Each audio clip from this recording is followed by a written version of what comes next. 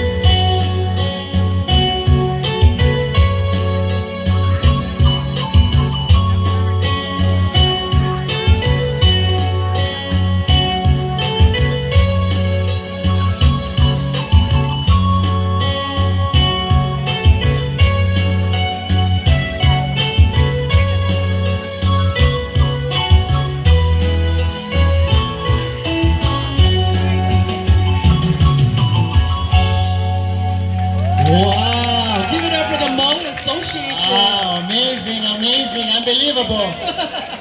Wow, it's so beautiful. The Hmong culture is beautiful. The colors are vibrant. Look at all the coins, the stitching. So it's such an honor to have you guys here with us. Make some noise for the Hmong Association of Long Beach. Another beautiful cultural performance. Brought to you by Mahoran.